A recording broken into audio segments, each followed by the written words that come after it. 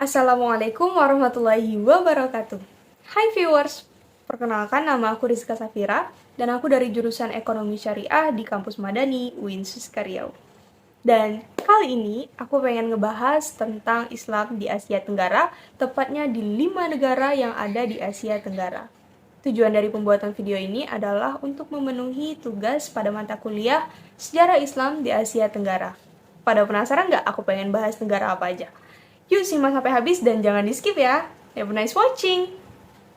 Nah, jadi yang pertama aku pengen bahas Islam di Thailand. Islam masuk di Thailand itu diperkirakan masuk melalui jalur Cina, Arab, dan juga India pada abad ke-10. Dan ada juga yang mengatakan bahwa Islam masuk di Thailand itu melalui kerajaan Samudra Pasai yang ada di Aceh, tepatnya di Nusantara yang saat ini dikenal sebagai Indonesia. Wilayah yang pertama kali dimasuki oleh agama Islam itu ada di Patani, tepatnya di Thailand Selatan, yang berbatasan langsung dengan Malaysia. Dan uniknya, Islam di Thailand itu termasuk agama dengan pemeluk terbanyak kedua dengan persentase 4,29% setelah Buddha dengan persentase 94,5%. Yeps, Islam masih tergolong minoritas di sana. Namun meskipun begitu, di sana suasananya sudah seperti di Indonesia, yang mana sudah banyak kita temui, masyarakat di sana sudah mengenakan busana-busana muslim dan juga muslimah. Terutama di beberapa daerah yang terkenal sebagai kampung muslim, di sana sudah terdengar suara azan di 5 waktu. Menurut ensiklopedia Islam terbitan Ikhtiar Baru Van Hoof, kerajaan Patani ini dulunya merupakan kerajaan Buddha Intera yang dipimpin oleh Raja Payatunapka. Suatu hari terdengar kabar bahwa Raja Payatunapka ini masuk Islam dan beliau mengganti nama menjadi Sultan Ismail Shah dan disinilah kerajaan Islam Patani dimulai.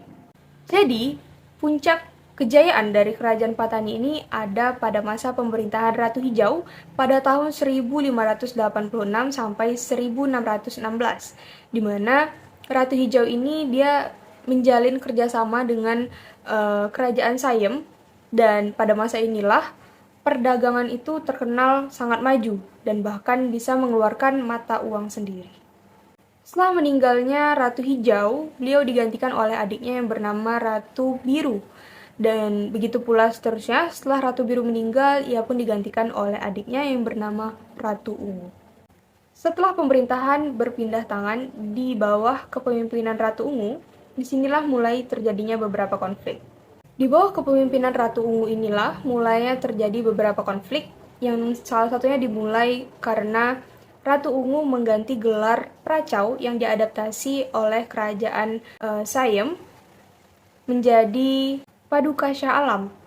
Dan tak hanya itu, salah satu konfliknya itu terjadi karena pada masa Ratu Patani ini dia menghentikan penyerahan bunga emas kepada kerajaan Siam.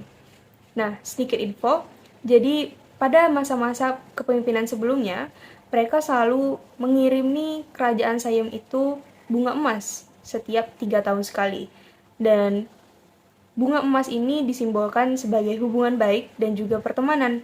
Hanya saja pada masa kepemimpinan Ratu Ungu ini dihentikan. Dan tak hanya itu, masih ada beberapa konflik lainnya yang memicu kerajaan Siam untuk menyerang kerajaan Patani. Singkat cerita, pada tahun 1785, Patani kalah dan kota Patani dihancurkan dan dipindahkan beberapa mil ke barat. Karena terjadi beberapa pemberontakan, maka kerajaan Patani dipecah menjadi 7 kerajaan kecil pada masa kepemimpinan Rama II. Dan pada saat ini, untuk menunjang kebutuhan warga negara muslim yang ada di Thailand, pemerintah Thailand mengangkat seseorang sebagai mufti yang disebut sebagai Syekhul Islam. Nah, jadi nantinya Syekhul Islam inilah yang akan mengatur dan juga mengurus kebijakan-kebijakan Islam yang ada di Thailand. Masih dengan agama minoritas, pembahasan kita pindah dari Thailand ke Filipina. Meskipun minoritas, Islam di Filipina itu termasuk agama monoteisme tertua di Filipina.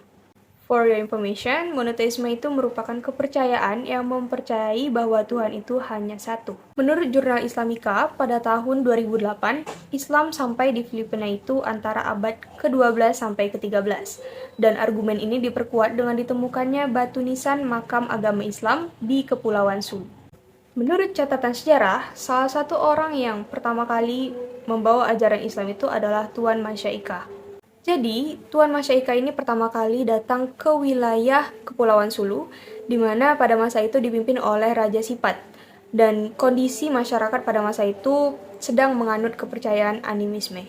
Meskipun masyarakat di sana telah menganut kepercayaan animisme, namun mereka menyambut dengan baik kedatangan Tuan Masyaika. Nah, seiring berjalannya waktu, kerajaan mengizinkan Tuan Masyaika untuk tinggal permanen di Filipina. Dan uniknya, setelah Tuan Masyaika tinggal secara permanen di Filipina, dia pun dinikahkan oleh salah satu putri dari Raja Sipat. Setelah terjadinya pernikahan itu, baik itu dari kalangan masyarakat luas di luar sana maupun dari kalangan bangsawan pun, banyak yang turut masuk Islam. Dan setelah Tuan Masyaika dan istrinya memiliki keturunan, dan dari keturunan inilah mulainya penyebaran agama Islam secara besar-besaran di Filipina. Masih berbicara tentang negara yang Islamnya minoritas, kita pindah ke Vietnam. Islam di Vietnam dimulai dari masa pemerintahan Khalifah ketiga, yaitu Utsman bin Affan pada tahun 650-an. Dulu, di Vietnam itu hanya ada satu kerajaan besar yang disebut dengan Kerajaan Cham, dan penduduknya disebut sebagai etnis Cham. Salah satu dokumen pada masa dinasti Song yang ada di Cina menyebutkan bahwa masyarakat etnis Cham ini sudah membiasakan dirinya dengan Islam sejak abad ke-10 sampai dengan 11. Kenapa catatannya ada di Cina? Karena dulunya itu sempat terjadi perebutan kekuasaan di kerajaan Cham yang mengharuskan etnis Cham ini pindah ke negara Cina. Untuk memperkuat catatan tersebut, di daerah Phan Rang, tepatnya di Vietnam, yang dulunya merupakan kerajaan Cham, telah ditemukan dua batu nisan yang merupakan milik seseorang yang beragama Islam dulunya. Dan di sana itu tertulis tahun 1039. Dan untuk memperkuat pula, diketahui bahwa salah satu dari dua nisan tersebut merupakan milik seseorang pedagang yang beragama Muslim yang bernama Abu Kamil. Dan dapat disimpulkan pula dari sana bahwa dari dulu itu sudah ada komunitas Islam kecil pada abad ke-11. Selain itu, disebutkan pula bahwa Islam masuk ke Vietnam itu melalui Kekaisaran Mongol. Kenapa bisa ke Mongol? Karena ternyata dulunya Vietnam itu sempat diintervensi juga oleh Kekaisaran Mongol. Dan ternyata salah satu jenderal dan bahkan beberapa jenderal dari Mongol itu ada yang memeluk agama Islam. Maka tak heran jika tentara itu beberapa, mungkin bahkan sebagian dari tentara Mongol itu dulunya beragama Islam. Meskipun penaklukan Mongol di Vietnam itu terkenal singkat, namun orang-orang Mongol yang ada di Vietnam itu sudah sempat menyebarkan agama Islam.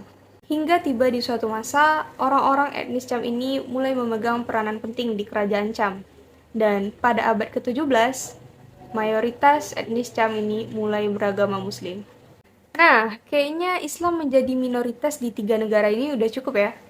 Sekarang kita bakal bahas Islam menjadi mayoritas di negaranya. Apa aja itu?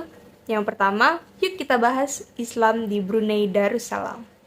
Jadi, Islam masuk ke Brunei Darussalam ini ada 3 teori. Yang pertama, munculnya Kesultanan Melayu Brunei ketika Kerajaan Malaka jatuh ke tangan Portugis pada tahun 1511 Masehi. Yang kedua, Kesultanan Melayu Islam Brunei muncul tidak lama setelah Kerajaan Malaka jatuh, yaitu kira-kira pada abad ke-15 Masehi.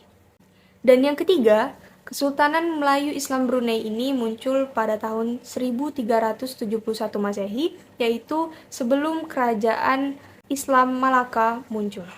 Replika stupa dapat ditemukan di pusat sejarah Brunei Darussalam, yang dari sana dapat dikatakan bahwa dahulunya penduduk Brunei Darussalam ini menganut ajaran Hindu-Buddha. Kenapa begitu?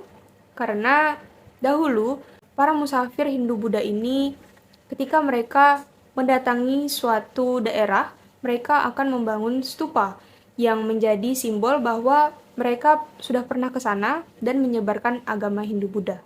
Islam telah masuk ke Brunei Darussalam diperkirakan sejak abad ke-14 Masehi, yang mana pada masa itu Sultan Muhammad Shah telah memeluk agama Islam. Namun jauh sebelum itu, ternyata agama Islam itu sudah ada. Dan ini dibuktikan dengan ditemukannya batu nisan dari seorang Cina yang beragama Islam. Dan batu nisannya itu tertulis tahun 1264 Masehi, yang mana pada masa itu Islam belum tersebar secara luas. Perkembangan agama Islam di Brunei tidak lepas dari musafir pedagang muslim dan juga mubalik yang berdatangan silih berganti sebelum pada tahun 977 Masehi. Pada masa itu, Islam belum menjadi agama resmi dan mulai diresmikan pada tahun 1363 sampai 1482, yang mana pada masa itu di bawah kepemimpinan Sultan Muhammad Shah. Dan Islam mulai berkembang pesat pada kepemimpinan Sultan Syarif Ali atau yang dikenal sebagai Sultan Brunei III. Dan yang terakhir adalah Islam di Indonesia.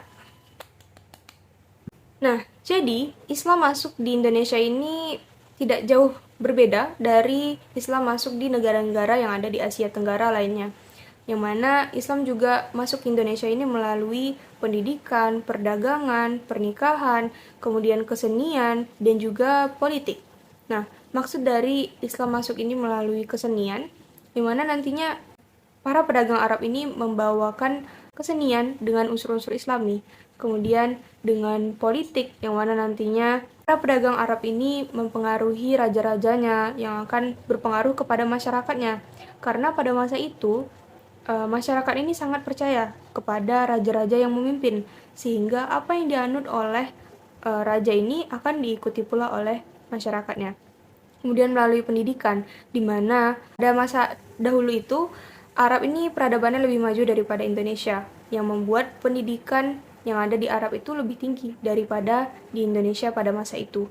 Kemudian melalui perkawinan, di mana nantinya pedagang-pedagang Arab ini dinikahkan dengan putri-putri raja yang ada di Indonesia pada masa itu.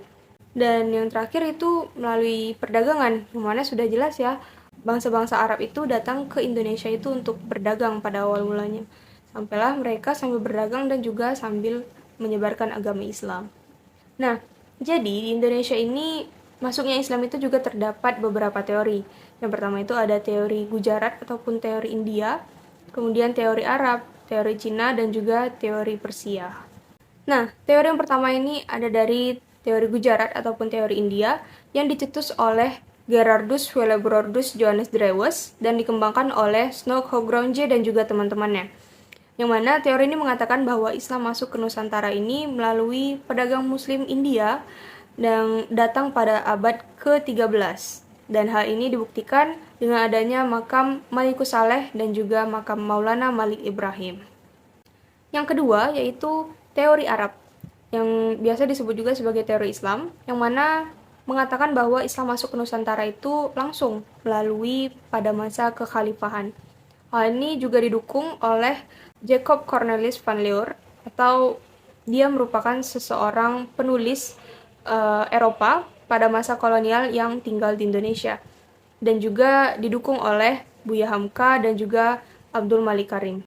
Bukti juga disebutkan di dalam bukunya berupa naskah kuno Cina yang menyebutkan bahwa ada sekelompok pedagang Arab yang bermukim di pesisir Nusantara pada tahun 625 Masehi. Selain itu ditemukan pula batu nisan Syekh Rukunuddin pada tahun 672 Masehi. Selain itu, teori ini juga didukung oleh T.W. Arnold yang mengatakan bahwa mayoritas dari pedagang itu merupakan pedagang Arab yang beragama Islam yang juga menikah dengan putri-putri dari kerajaan yang ada di Nusantara pada masa itu. Dan yang ketiga adalah teori Persia atau Iran yang mengatakan bahwa Islam masuk ke Indonesia itu dari Iran. Nah, hal ini didukung oleh Husain Jajaningrat dan juga Umar Amir Hussein. Mereka mengatakan bahwa kebudayaan Islam di Nusantara ini mirip dengan kebudayaan Islam di Persia atau di Iran.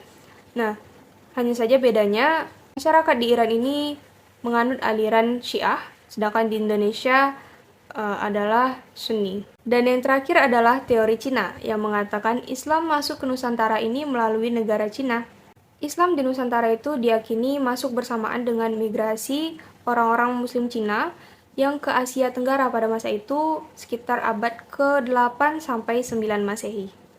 Hal ini dibuktikan dengan banyaknya pendakwah Cina yang berpengaruh pada masa Kerajaan Demak. Teorinya juga sepakat bahwa Islam masuk ke Indonesia itu atau ke Nusantara pada masa itu pada abad ke-7 Masehi yang dibuktikan dengan catatan Cina kuno. Dan setelah itu, Islam bisa menjadi mayoritas di Indonesia hingga saat ini karena proses islamisasi dari Wali Songo. Nah, jadi itu dia pembahasan Islam di 5 negara yang ada di Asia Tenggara. Dan saya harap video ini dapat bermanfaat bagi teman-teman viewers, dan lebih kurangnya mohon maaf. Terima kasih. Wassalamualaikum warahmatullahi wabarakatuh. See ya!